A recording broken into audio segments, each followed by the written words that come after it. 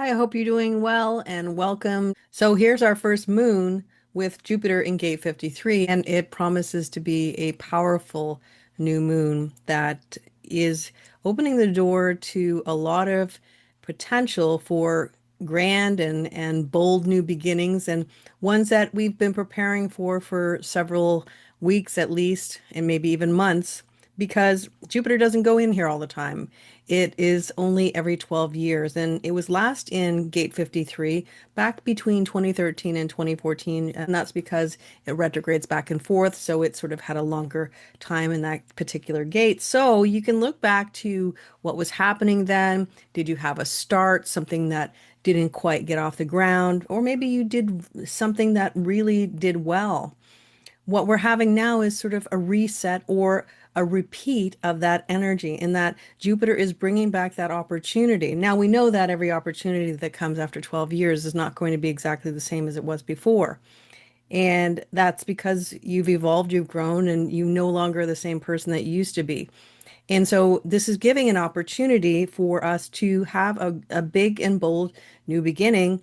And it can be built on the foundation of something that you've done in the past. Success breeds success. And that's a gate that Jupiter is in for this particular new moon. It is in gate 53, line 2.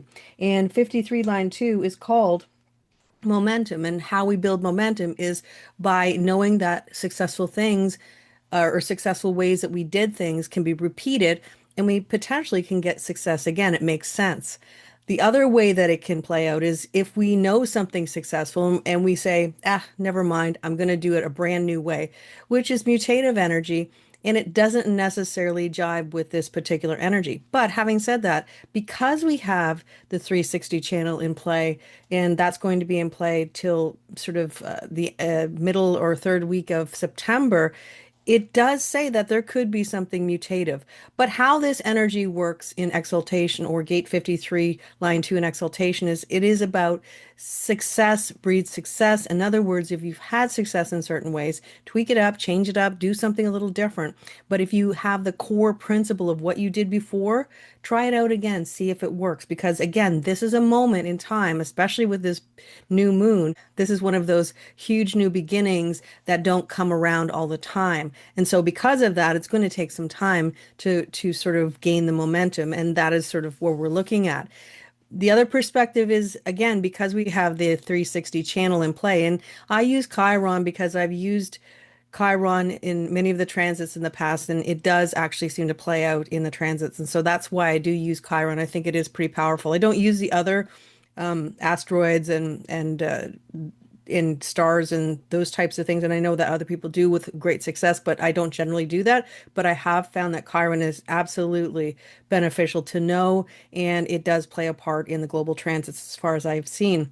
So we have this mutative energy, the 360 channel, and what we're talking about is mutation, evolution, brand new things, innovation coming in with this new beginning, gate 53. So we have this mingling of experiential energy, abstract energy. This is real energy for doing things in the real world. And it is going to be built on cycles. So we're having a connection between the mutation of the pulse of mutation, which means the pulse comes on, you get some downloads, it comes off, and then you get a sort of a break, and you sort of start to think about what does this all mean, and then you get another pulse when the universe decides that it's the time.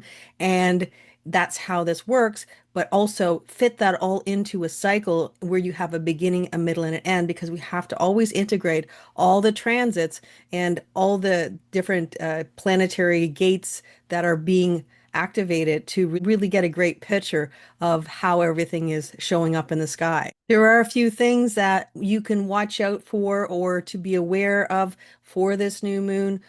And that's because we have Mars going through the splenic gates, also called the fear gates or their awareness gates, basically going through that energy and activating some fear.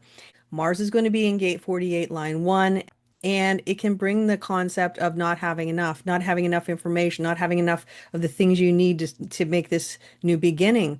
And if that's true, then you can always go back because there will be more time in the future it will come back because of it will retrograde back into gate 53, and so you can do it another time. But if it's just a niggling voice that's not necessarily built in fact, then this is where we sort of push that away and say, no, that isn't the truth. I am ready. I'm just a little fearful. And there is a lot of fear within this new moon. And the fear that comes with any of the first lines that because and when I say fear, that means that we have a lot of first line energies. When we talk about fear in human design, fear is always the root of intelligence. It is the things that make us nervous are the things we need to know more about. And that is what we do. We find out more about things that are foreign to us. The more we explore, the more we know, oh, well, that's how this works. And so it doesn't really scare me as much as it used to. It's like when you start a brand new job and you don't know anything that's happening and you just feel like everything's a kind of scary because you don't even know where the coffee is. You don't know where the bathroom is, those types of things. By a month in, you know where those things are because you've learned, you found out what you need to know so that you have some level of security. And that is what this new moon is asking us. Find out what you need to know, gain the security, and plan for that big brand new beginning that is completely ready for you to step into it if you are ready too. And how these new beginnings are going to get their best start, because that's a whole focus of the energy of this new moon is this new beginning that Jupiter is offering everyone. And not everybody wants a new beginning, and that's absolutely fine. But if that's something you've been sort of chomping at the bit for, you really want, or you've been kind of a little tentative about, but you're kind of in your mind, you think, yes, I'd really like to do that. Well, this is opening the door for you. I think the kind of advice that this new moon is giving is advice for everybody, whether you're starting a new cycle or you're staying where you are and you're not moving on. The advice that this new moon is giving is that number one, don't let things get out of hand. In other words, if something is blocking your path, and I'm not talking about like the fates where you have something that comes in your way and you've got to find a way to navigate around it. This is something completely different. If you're starting something new, a new project, or something that you're starting new, and you need to formulate a presentation, that is a way to break the barrier so that other people can understand where you are and where you want to go. And this is basically saying, do the work, make everything as simple as possible. Use your words in a very simple and practical way so that people can understand what you want to do. Generally, a lot of the new beginnings that come out of abstract energy or experiential energy is lived life energy. And we know that lived life is a lot of times with other people. And what this is really talking about is if you have other people that are part of the journey you want to take forward, being clear, concise, and letting them know exactly where you are is very beneficial for you to start in a powerful way. And so the less you could say misunderstanding, the less murkiness, the more clarity that you can provide, the better it will be for you.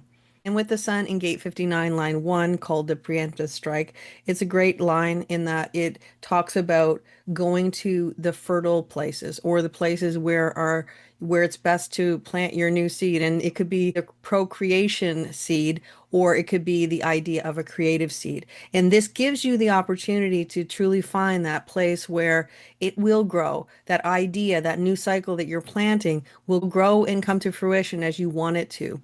The biggest key is always patience with the process because, again, with a 360 in the background, this is going to be something that is big and powerful, and it's going to take some time to unfold. And if you're with that plan and understand that it is not something that's an instant overnight success, then you will do very well with this. So gate 59 is basically saying that you will find the fertile ground. Now, it is in opposition to gate 55. Gate 55, we have the earth in gate 55. The sun and the moon are in gate 59, line 1, and so they're both exalted, and so it's giving all the energy for breaking the barriers that are necessary so that you can get everybody on board to the plan that you have to go forward. And then in the opposition is the earth in gate 55, line 1. And this is talking about ensuring that you have the right people with you as you move forward. Now, what this is basically saying, and it all comes together with the same idea of this brand new beginning, the brand new cycle.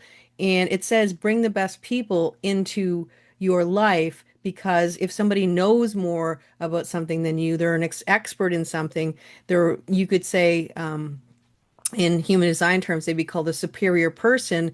Those are the types of people that you want.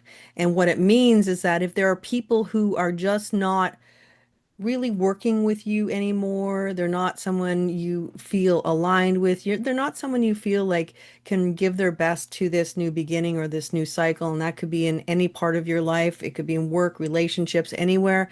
Then basically it's saying that it may be time to start opening up your horizons to people who have more experience, talent, connections, whatever you need, so that they are bolstering this new beginning that you are moving forward with. And that is the key to have the right people.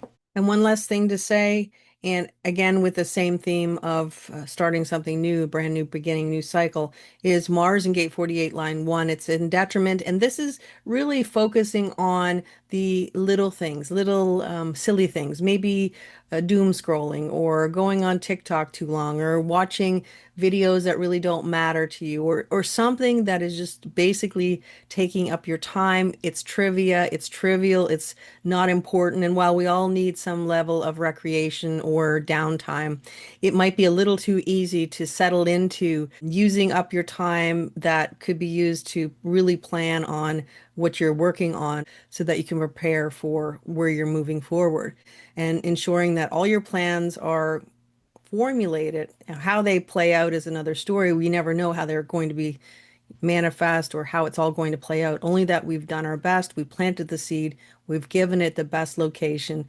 We've watered it. We've fertilized it. We've done everything we're supposed to do.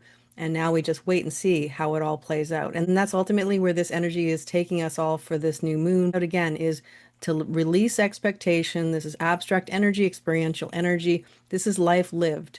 The world that we live in is not logical. It is not logical at all. It can be patterned for sure, but even the patterns can break a lot of times, and we don't really know how things are going to play out. So we can only do our best to try our best, and the rest of it is just up to the universe to respond to what we've done. And if you do that, then I think that you'll have a great new beginning that will eventually bear fruit in the long run.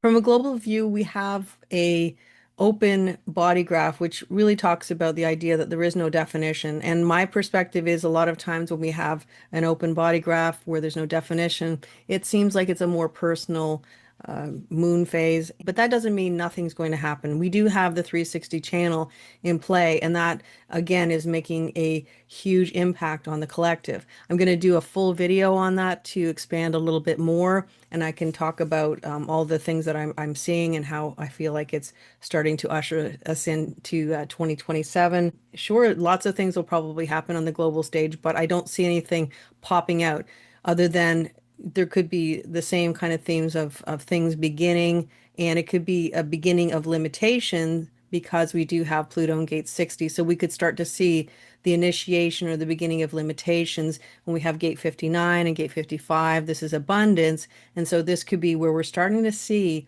that there isn't as much out there in the world or to buy or food or there's just not as much as there used to be. And this could be something that's showing up in the collective, and it is just making us aware that something is changing. And again, with a 360 channel, that will definitely, in my opinion, bring some hugely mutative energy and shifting energy that is going to completely shift the collective going forward into the future. But I will get into that in another video. And until next time, I hope you have a wonderful new moon and take care and bye for now.